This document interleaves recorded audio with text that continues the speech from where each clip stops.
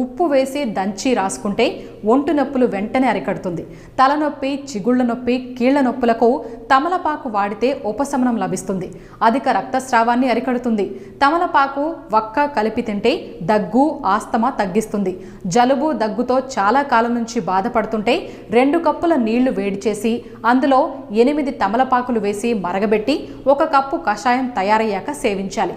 ఇలా చేస్తే జలుబు, దగ్గు నయమవుతాయని ఆయుర్వేద నిపుణులు అంటున్నారు. తమలపాకులో పలు పోషకాలున్నాయి. కెరోటినాయిడ్స్, ఇనుము, calcium, vitamin C, vitamin B, జింక్లు సమృద్ధిగా ఉన్నాయి. కొద్ది మోతాదులో ప్రోటీన్ కూడా ఉంది. భోజనం తర్వాత తమలపాకులు తింటే జీర్ణశక్తి పెరుగుతుంది. మంచి బ్యాక్టీరియాను పెంచుతుంది. నోటి దుర్వాసనను పోగొడుతుంది. ఐరన్, కాల్షియం ఉండటం వల్ల గర్భవతులకు, పాలిచ్చే తల్లులకు మేలు చేస్తుంది. వక్క, పొగాకు లేకుండా ఆరోగ్యకరమైన పాన్ను తయారు చేసుకుంటే తినడానికి రుచిగా ఉంటుంది. ఆరోగ్యం బాగుంటుందని ఆయుర్వేద నిపుణులు